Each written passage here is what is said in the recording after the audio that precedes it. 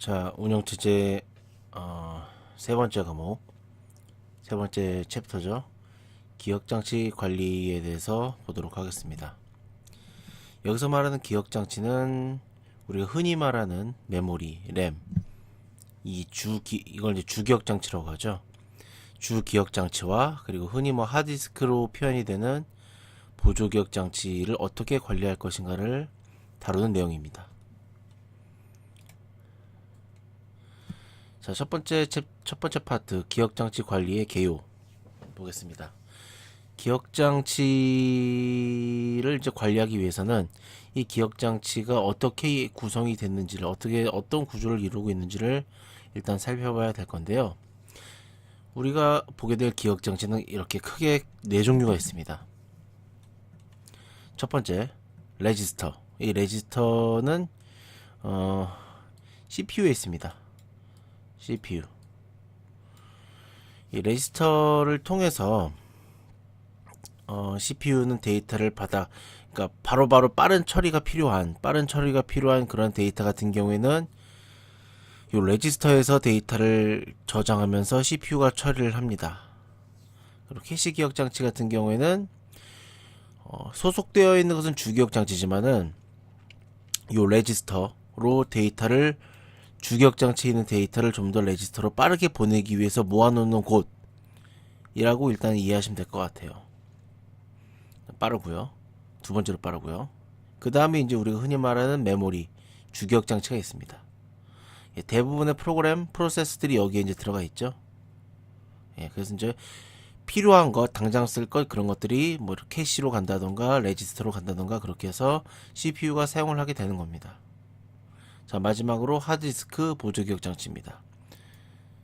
대표적으로 보조기억 장치를 하드디스크로 표현을 하지만은 뭐 이외에도 테이프라던가 CD, DVD 이런 것들도 다 보조기억 장치에 포함이 됩니다. 자, 일단 아셔야 될 거는 첫 번째가 위로 갈수록 속도가 빠르다는 것. 속도가 빠르다. 아래로 갈수록 속도가 느리다. 또 반대로 위로 갈수록 어떤 용량 그런 것이 작다. 왜냐하면은 빠른 만큼 비싸거든요. 비싸기 때문에 용량을 많이 줄 수가 없는 거예요. 그래서 용량 같은 경우에는 속도에 반비례하게 되는 겁니다. 속도는 빠르지만 용량이 작고요. 보조기억 장치는 용량은 크지만 속도가 느립니다.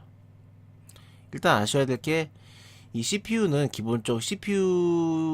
메모리에 있는 데이터를 꺼내서 그 데이터를 이제 실행을 하는 거잖아요. 프로세스를.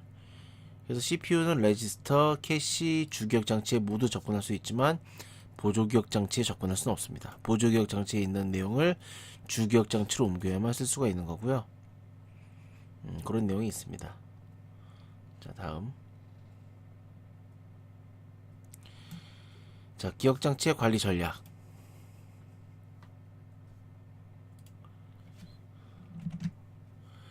그러면 이제 기억 장치를 어떻게 관리할 것인가를 살펴볼 건데요.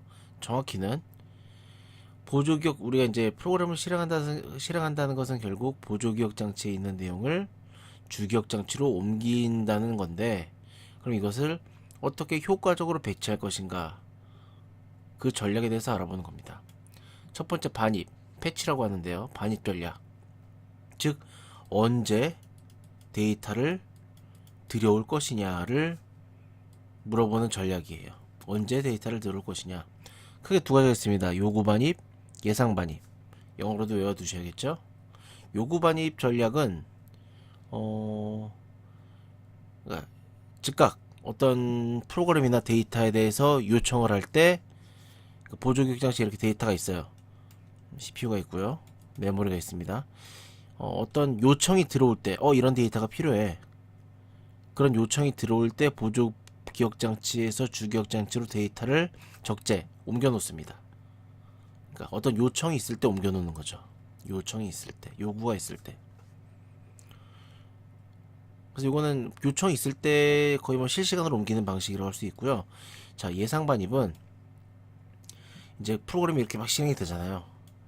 그러면 이것의 어떤 흐름이나 그런 통계 데이터를 보고 야 이제 앞으로 이런 프로그램이나 이런 데이터가 미리 쓰이겠구나. 그래서 예상해서 그거를 미리 적재하는 방식입니다. 예상 반입. 미래를 내다보는 거죠. 뭐 맞는지 안 맞는지는 사실 뭐 그 확신할 수 없죠. 하지만 그럼에도 뭐 예상을 해서 올려놓는 방식입니다. 자, 첫 번째 반입 전략. 자, 두 번째가 배치 전략인데요. 배치 전략. 플레이스먼트. 그러면 이제 데이터를 가져오긴 가져와. 언제든 가져오는데 어떻게 배치할 거냐 그 문제예요.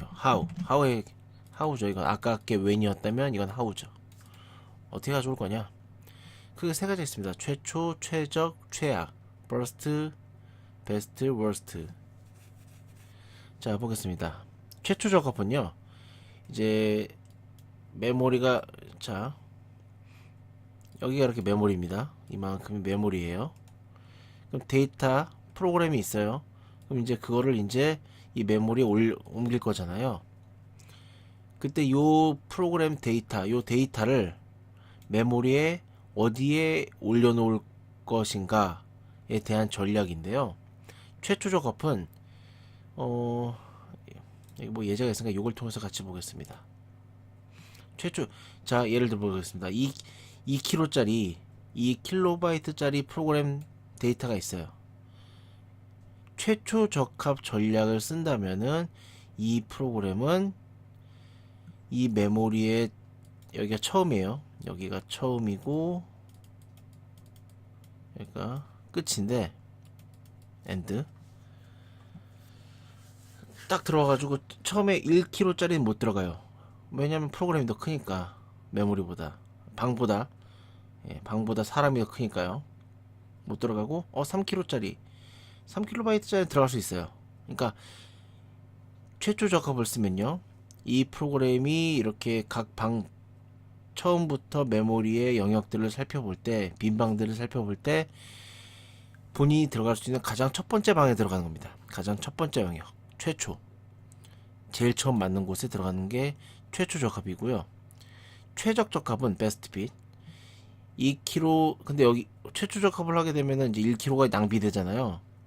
이게 싫다는 거야. 그래서 어떻게 2kb짜리가 있어. 그러면은 쭉 살펴보다가 얘랑 딱 들어맞는 게 있을 거란 말이에요. 2kg 이렇게 딱 들어맞는 곳에 딱 들어맞는 영역에 들어가는 방식이 최적 적합입니다. 최적 적합. 최악 적합은 사실 이게 전략이라고 보기는 어렵겠지만은 제일 그 메모리 용량이 많이 들어가는 곳에 자리를 잡는 방식이에요. 식당으로 따지면은 8명이 앉을 수 있는 테이블에 1명이 들어가는 거죠. 1명이 앉아 있는 거예요. 그럼 식당 입장에선 열받죠. 7개의 자리가 낭비되는 거니까. 식당으로 따지면 최적적 값은 2명 있는 테이블에 둘이 앉는 거 제일 좋죠. 예. 최초적 값은 그냥 손님이 들어와서 예를 들어 2명 손님이에요. 근데 가장 들어와서 제일 그 문가에 있는 그냥 4인 자리에 그냥 거기 그냥 앉는 겁니다. 최초적 값, 최악적 값. 자, 그래서 여기서 용어 하나 배울 건데요. 단편화. 크게 내부 단편화와 외부 단편화가 있습니다. 내부 단편화는 뭐냐면요. 14kg짜리 프로그램이 있다고 칩시다. 그래서 들어갈 때가 뭐 16kg밖에 없죠. 지금 이 상태에서는. 그래서 여기 들어갔어. 하지만 2kg가 낭비되죠. 반대로 14kg짜리가 이제 또 여기 이제 빈방이 아니에요. 이제 여기가 빈방이 아닌데 또 14kg짜리 프로그램이 들어왔어요. 들어가려고 보니까 들어갈 데가 없어. 그나마 12kg짜리가 제일 큰 방인데 여기 못 들어가잖아요. 그러면 얘는 들어갈 데가 없고 이 12kg짜리 방은 그냥 낭비가 되는 거죠. 자, 이런 경우가 외부 단편화입니다. 내부 단편화, 외부 단편화. 이거는 손님이 들어가지만은 그만큼의 영역이 낭비되는 거고요. 외부 단편화는 손님도 못 들어가고 프로그램도 못 들어가고 영역도 쓸 수가 없고 그런 것이 외부 단편화라고 보시면 되겠습니다.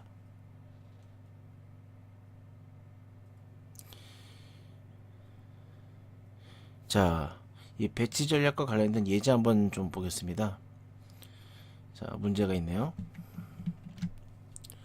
자, 이렇게 돼 있다. 주기억 장치가 10km의 프로그램이 할당받게 되는 영역의 번호는 퍼스트 핏, 베스트 핏, 워스트 핏을 썼을 때. 자, 퍼스트 핏은 최초적 합. 요거는 얘가 10km짜리가 들어갈 수 있는 첫 번째 방이면 상관없다는 거죠. 그래서 이렇게 봤을 때 2번 방이겠죠. 예, 2번 방. 자, 다음 베스트 핏으로 들어갈 수 있는 곳은 뭐 쭉 살펴보다가 10km짜리 프로그램이잖아요. 일로 들어가면 제일 좋겠지만 3번 방은 이미 사용 중이네요. 그래서 어떻게? 그나마 얘가 들어가기에 제일 낭비가 없는 곳이 4번 방입니다. 검사를 해봤더니 4번 방으로 들어가겠죠? 2번, 4번. 워스트 핏은 20km짜리 프로그램이 들어갔을 때 제일 낭비가 심한 곳 5번이죠. 예, 4km 낭비되네요. 자, 이런 식으로 문제가 날 수가 있습니다. 자, 다음은 교체 전략인데요. 교체 전략.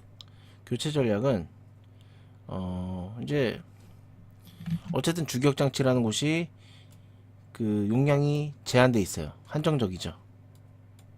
운영 체제, 여기는 이제 사용자 영역. 여기 이제 여러 가지 프로그램들이 막 들어갈 거란 말이에요. 막 이렇게.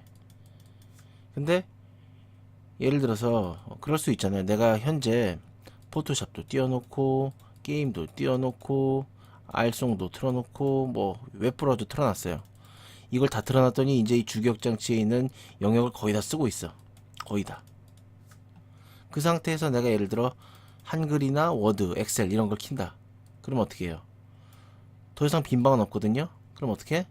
여기 있는 것 중에 일부가 나가고 이제 한글 워드의 프로세서가 들어가면 되겠죠. 그렇게 교체가 돼야겠죠. 그럼 어떤 영역을 교체할 것인가를 결정하는 전략이 교체 전략입니다. 여기 보시는 것처럼 여러 가지 교체 전략들이 있는데요. 이 주기억 장치의 교체 전략은 우리가 뒤에서 배우게 될 가상기억 장치의 교체 전략과 동일합니다. 그래서 이 내용들은 우리 가상기억 장치 챕터를 할 때 보도록 하겠습니다. 자, 첫 번째 파트였습니다. 예, 수고하셨습니다.